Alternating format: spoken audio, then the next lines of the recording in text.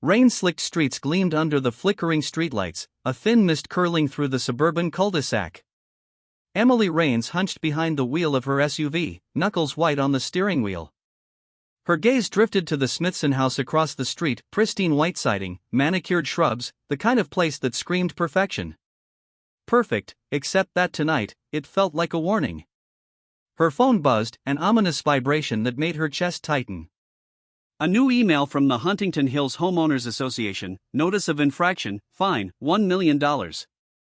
Immediate compliance required. Emily blinked. $1 million? Her pulse spiked. The message continued with legalese about unauthorized landscaping and structural violations tied to the small solar panel array she'd installed on her property. It was absurd. Ridiculous. But the HOA wasn't a joke, they were a monolith. Ruthless, precise, and terrifyingly litigious. A sudden knock at her door startled her. Not a polite tap. A sharp, almost aggressive rapping. Her heart hammered. Peering through the peephole, she saw a middle-aged woman in a pastel blazer, clipboard in hand, frowning as though she owned the entire street. That was Mrs. Karen Whitmore, the HOA president. "Evening, Ms. Rains," the woman said, her voice sugary but edged with steel. "We need to discuss the fine. It's urgent." Emily forced a polite smile. "Karen, I think this is an error. The panels are legal. I have the permits right here." Karen's lips tightened. "That's irrelevant. Compliance is compliance. Pay or we escalate." Emily felt a flash of anger mixed with fear. The fine wasn't just financial, it was psychological. Every letter, every visit, every rule was a tool of intimidation. And now it had crossed a line. As Karen left, her heels clicking down the driveway, Emily sank onto the couch. The rain tapped against the window like a metronome counting down a deadline she hadn't agreed to. Her normally orderly home, the kitchen stocked, the living room neat, the garden thriving, suddenly felt like a cage. She had followed the rules, yet the rules themselves were turning predatory. A sudden chime on her laptop pulled her from the spiral. Another email.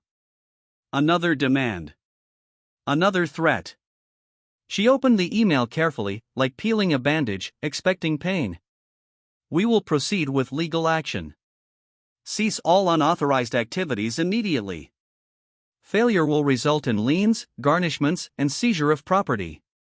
Emily's fingers hovered over the keyboard. Legal action? Liens? Seizure? The words swirled in her head. The threat wasn't hypothetical. It was imminent. Her mind raced. She imagined courtrooms, angry lawyers, the judgment gavel dropping like a hammer on her life.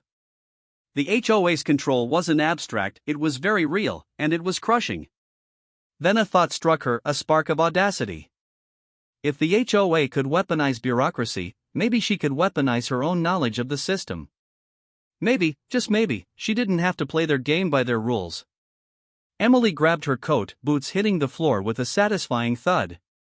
Outside, the cul-de-sac glistened under street lamps, and the quiet hum of her neighbors' homes masked a world of conflict invisible to most. She walked toward the back gate, surveying the solar panels glinting faintly in the rain. They weren't just power sources, they were symbols. Symbols of autonomy, independence, and defiance. And if the HOA thought she'd back down, they had another thing coming. A shadow moved across the yard. Emily froze. The rain blurred her vision, but she could see someone crouched near her fence, a dark figure silhouetted by the porch light of the house behind hers. Heart racing, she fumbled for her phone. No signal. Of course. The figure stepped into the light, a maintenance worker, or someone pretending to be one. But the way he paused, surveying the house, was deliberate. Threatening. Not an accident. Emily's mind clicked into hyper-alert mode. She wasn't just facing Karen Whitmore anymore. She was facing an organized, invasive force that had crossed from paperwork into her life physically. She ducked behind the porch pillar, holding her breath. Rain soaked her hair, dripped down her neck. The man's eyes scanned the property, lingering on the solar panels, on the driveway, on the side window where Emily had stood moments ago. He moved methodically, each step measured, each pause intentional. Then, just as quickly as he appeared, he was gone, slipping into the shadows like a wraith. Her pulse thudded painfully in her ears. She knew two things with certainty: the HOA's threats were real, and she couldn't trust anyone, not neighbors, not local authorities, maybe not even her own home. Emily went inside, slamming the door, locking every bolt. She slid down the wall, knees to chest, mind racing. Her apartment, or rather, her suburban fortress, was supposed to be safe. Now, it was a trap. And in that instant, Emily made a silent promise to herself. They wouldn't scare her. They wouldn't control her. If the HOA wanted a war, she would give them one, but on her terms. The storm outside intensified, rain hammering the roof, lightning illuminating the garden in jagged flashes. Emily sat in the dark, plotting, thinking, imagining. Tomorrow, she decided, she would begin. Not with confrontation. Not yet. First, discovery. First, she would understand the machinery of their power. And when she did, when she had the knowledge and leverage, she would strike back in a way they never anticipated. And somewhere in the shadows, a faint sound, a scraping of metal against metal, echoed from the garden. Someone, or something, was still out there. Watching. Waiting. Emily smiled, despite the cold fear in her veins. Game on. Emily didn't sleep that night. The storm had passed, but the sense of intrusion lingered like a shadowed echo. By morning, the cul-de-sac seemed peaceful again, the neighbors' sprinklers spraying mist over the lawns, children waiting at bus stops. Ordinary life carried on as if nothing had happened. But Emily knew better. She sat at her kitchen table, laptop open, a cup of coffee growing cold beside her. Her plan was simple: understand the enemy. And for that, she needed records, patterns, loopholes, the very DNA of Huntington Hills HOA. Her first step was legal filings. Public records, minutes from HOA meetings, property surveys. At first glance, it looked like a bureaucratic labyrinth: dozens of PDF files, scanned handwritten notes, and a spreadsheet of violations stretching back years. But Emily's mind worked differently. Where others saw clutter, she saw connections. She noticed a pattern. Certain homeowners, mostly newcomers, had been hit with severe fines within weeks of moving in. Many had disputed the charges, then quietly paid under pressure. The HOA wasn't random. They were strategic. Predatory. She made a list of names, cross-referencing addresses, dates, and fines. By mid-morning, Emily's phone buzzed with an unexpected text. Unknown number. Stop digging. You don't know what you're up against. A chill ran down her spine. She wasn't imagining the stakes anymore. Huntington Hills wasn't just an HOA, it was a mechanism of control, and Karen Whitmore was the figurehead of something larger. Emily took a deep breath and decided to escalate, but carefully. She started with her own backyard. The solar panels that had triggered the $1 million fine were her first line of defense, but now they could also be evidence. She photographed every panel, every wiring junction, every bolt. She documented the installation dates, permits, contractors, anything that could prove her compliance. But the real breakthrough came when she started watching the neighborhood. Not in a creepy, paranoid way, but methodical observation. Over the next 2 days, Emily noted patterns: a black SUV circling the streets at specific times, seemingly innocuous deliveries that coincided with threats and emails, the occasional glance from neighbors who knew too much and said too little. Her investigation led her to a startling discovery: the HOA maintained a digital compliance portal supposedly for resident convenience. But in reality, it tracked violations, recorded complaints, and, she suspected, monitored dissenters. Login attempts, edits, file uploads, all centralized, all surveilled. She accessed it using her homeowner credentials and found entries about her property that weren't just bureaucratic, they were personal. Notes about when she was home, her work schedule, even her garden's layout. Someone was watching. Her pulse quickened. This wasn't just legal intimidation, it was psychological warfare. Emily knew she couldn't confront this openly yet. Karen Whitmore was the public face, but the real power lay elsewhere, behind the board, behind the portal, in layers of unseen control. She needed leverage.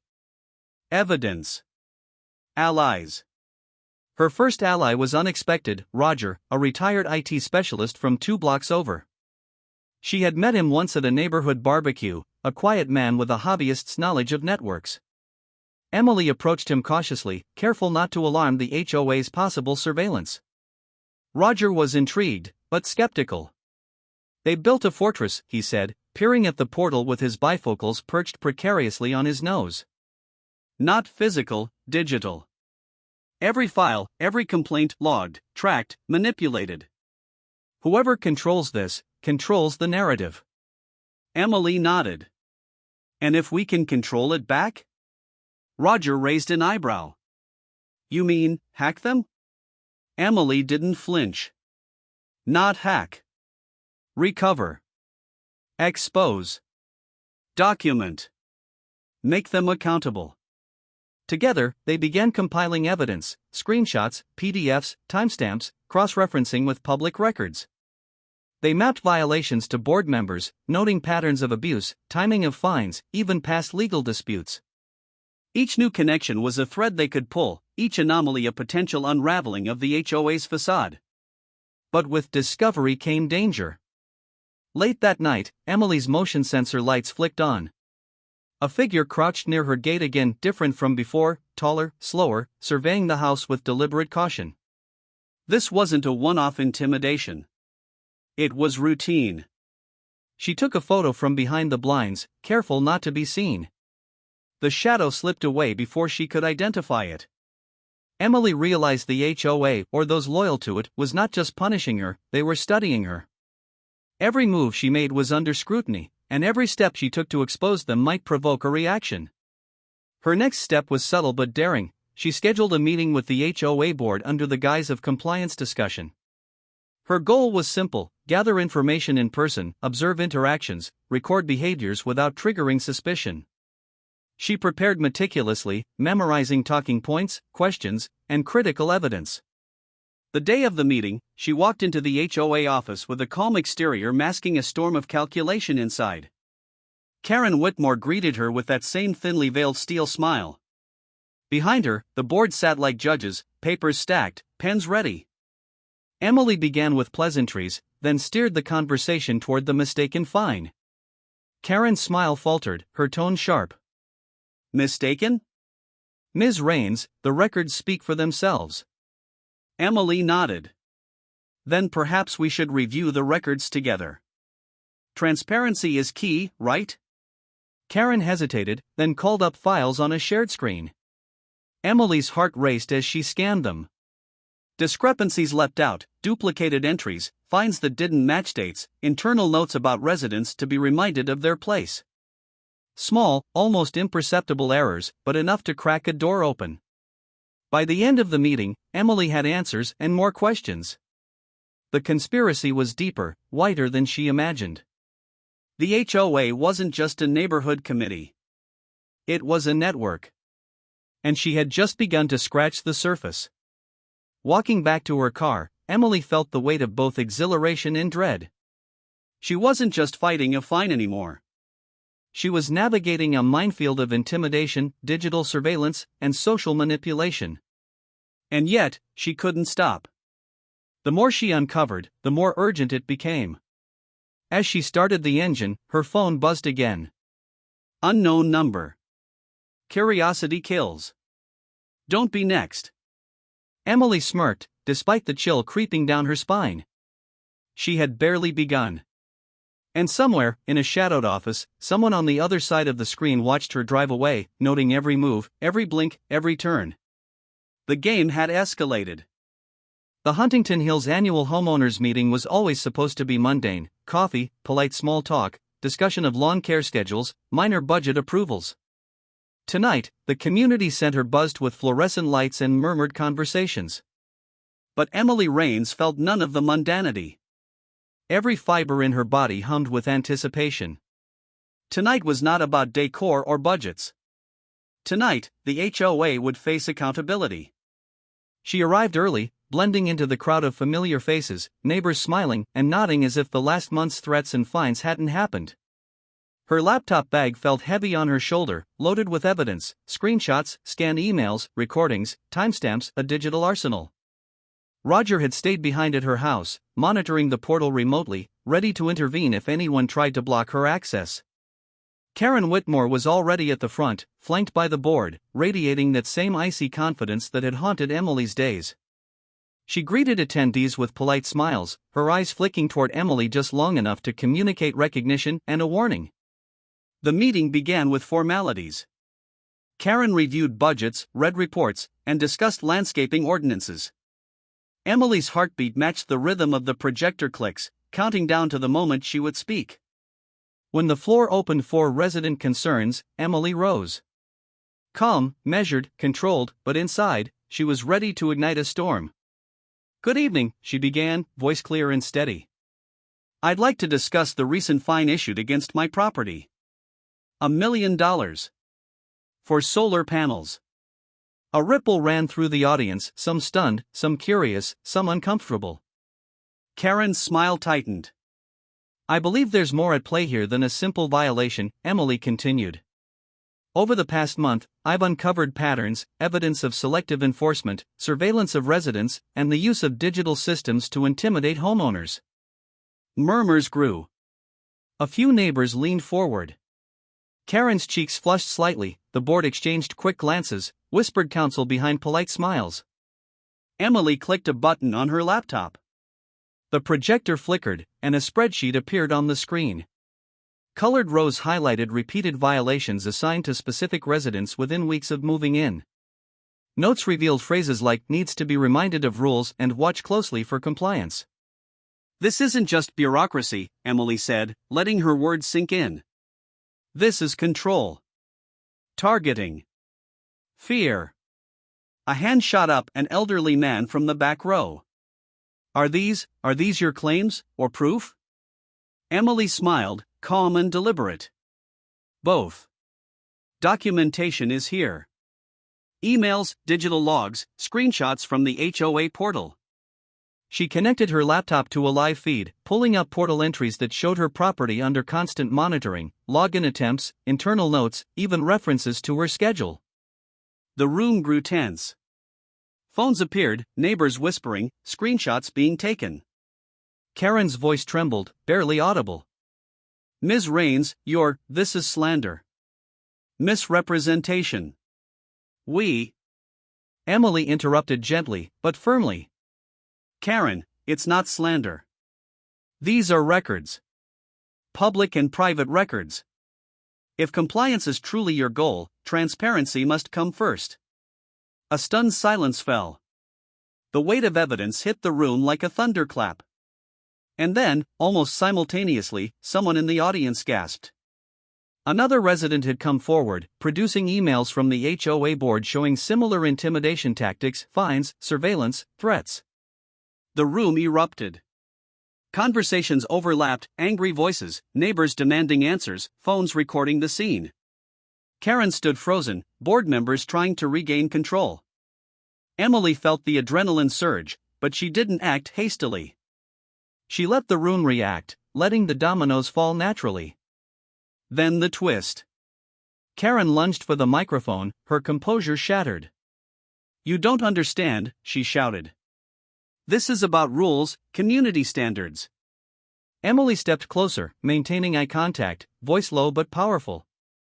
"No. It's about power.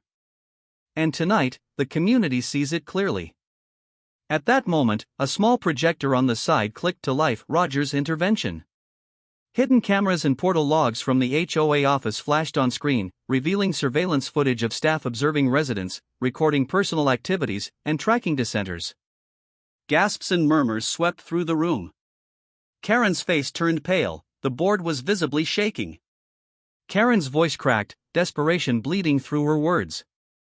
"This, you can't, you have no right." Emily raised her hand, calm but unyielding. "I have every right. And so does every homeowner here. Suddenly, a commotion near the exit, a delivery of legal documents, caught everyone's attention. A process server entered, holding a court order. The HOA itself was now under investigation, prompted by Emily's evidence and the complaints from residents. Karen froze, realizing that the exposure wasn't just public, it was legal. For a brief, suspended moment, the room held its collective breath. The titan of the neighborhood hierarchy, the woman who had imposed $1 million fine on Emily, was unraveling before everyone. Tears, trembling hands, muttered apologies.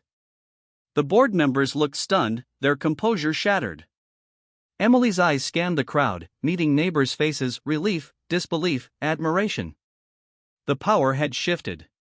The quiet tyranny had been exposed, the monster behind the polite smile unmasked. But just as quickly as the chaos erupted, Emily felt a chill. A subtle signal from the portal she'd been monitoring on her phone, a new login attempt, from an unknown location, with elevated privileges. Someone had been watching the meeting, someone beyond Karen and the board. She caught her breath. The fight wasn't over. Not by a long shot. As the community celebrated a victory that felt monumental, Emily stepped outside into the cool night, letting the weight of the evening settle. The HOA's immediate threat had crumbled, but the ripple in the shadows reminded her, the game was far from finished. Somewhere, beyond the community center, the bigger force, faceless, calculating, patient, had noticed. And it had begun planning its next move. Emily smiled faintly, tightening her coat against the wind. She had won the public battle, exposed the villain, ignited change, but the war was just beginning. And this time, she would be ready. The rain returned, soft and steady, washing the asphalt under streetlights as she walked to her car. A new chapter had begun. The morning after the meeting, Huntington Hills felt different. The usual rhythm of mailboxes opening, sprinklers spraying, and joggers tracing the cul-de-sac was intact, but there was a subtle shift in the air, a quiet awareness. Neighbors greeted Emily with nods, smiles, even hesitant waves. They had seen the truth exposed. They had witnessed the collapse of an invisible power that had long shadowed their streets. Emily walked her property line, inspecting the solar panels, the garden she had fought for, the lawn she had nurtured despite months of intimidation. Everything seemed the same, yet nothing was. She felt lighter, but a thread of tension lingered. The battle against Huntington Hills HOA had been won publicly, but Emily knew better than to assume the war was over. Her phone buzzed. Roger's text, portal activity quiet. For now. For now. Those two words were all it took to remind her that digital surveillance wasn't the only weapon at play. She had won the meeting, but someone larger was still watching, waiting. Still, there was relief. The residents who had silently endured fines, threats, and surveillance now spoke openly. Complaints poured into local media, letters were sent to city officials, and discussions that had been whispered in hushed tones for years were now public. Emily's careful documentation became the foundation for an inquiry into Huntington Hills practices, sparking a wave of accountability across neighboring communities. At home, Emily allowed herself a small ritual of closure. She brewed coffee, placed it on the kitchen counter, and opened her laptop, not to investigate, not to track, but to write. She cataloged her experience, carefully detailing the events, the strategies, the patterns, the people involved. Writing wasn't just therapy, it was preservation, a way to ensure the truth endured beyond fear. Yet even in this quiet moment, she sensed the lingering pulse of tension. A shadow outside the window caught her attention. Nothing overt, just a fleeting glimpse of movement at the edge of the property, disappearing before she could identify it. The kind of movement that raised hair on the back of the neck, a reminder that someone had taken note of her actions, even now. Emily didn't panic. She observed. She planned. This was no longer about reactive defense, it was about vigilance, strategy, and understanding the larger ecosystem of power she was up against. The portal, the unknown observers, the pattern of escalation, all of it hinted at a hierarchy far above Karen Whitmore, far beyond the reach of local boards or angry neighbors. Days turned into weeks. The HOA's official social media accounts went quiet. Karen resigned, citing personal reasons, but whispers suggested legal pressure, internal dissent, and public scrutiny forced her hand. The board members either resigned or quietly faded into the background. Residents celebrated small victories, community gardens flourished, bylaws were reviewed and amended, transparency was mandated. Emily walked the streets one evening, watching families, listening to the distant laughter of children, feeling the ordinary rhythm of life resume. She smiled at neighbors she had never spoken to before, realizing that small acts of courage could ripple outward, disrupting systems that seemed immovable. Yet the shadow never fully left. Emily's laptop pinged with a subtle notification she didn't recognize. A single line of text appeared, unsigned. "Congratulations. But the game is far from over." Her fingers hovered over the keyboard. No number, no signature, no trace, just a message that chilled her despite the warmth of the evening sun filtering through her windows. Whoever sent it had access. They were patient. They were waiting. And they were clearly not part of the HOA, at least, not just the HOA. Emily exhaled slowly, her gaze shifting to the solar panels, glinting faintly in the dusklight. She had defeated one enemy, exposed corruption, and gained allies. But the presence of an unseen adversary reminded her that power often existed in layers, hidden beneath the visible surface of institutions, people, and rules. She stood on her porch, feeling the cool wind brush past, a quiet determination settling in her chest. This was no longer about a single fine or a single board, it was about vigilance, resilience, and understanding the larger forces that shaped her world. The confrontation had ended, but the story was far from complete. Inside, she set her coffee aside and returned to her laptop. Not to dig into the HOA portal this time, not to gather evidence, but to prepare strategy, contingencies, connections. The unseen observer might be patient, but so was Emily. As twilight deepened into night, Emily walked to the edge of her property and looked out toward the cul-de-sac. The streetlights cast long shadows, and the houses slept under the quiet of suburban calm. Yet somewhere beyond those lights, someone was still moving, still watching, still calculating. She smiled faintly. They might be waiting, but now, she was ready. The fight had changed, evolved, and the rules had shifted. Huntington Hills had been only the beginning. And in the dark, unseen and untouchable, a presence lingered, one that would ensure Emily's vigilance was never complete, one that hinted at a larger, far more dangerous game looming just beyond the neighborhood. The calm of the night masked it perfectly. A quiet suburban street, peaceful to anyone who didn't look closely. But for Emily, it was a battlefield. The story of Huntington Hills was settled, but the war was just beginning.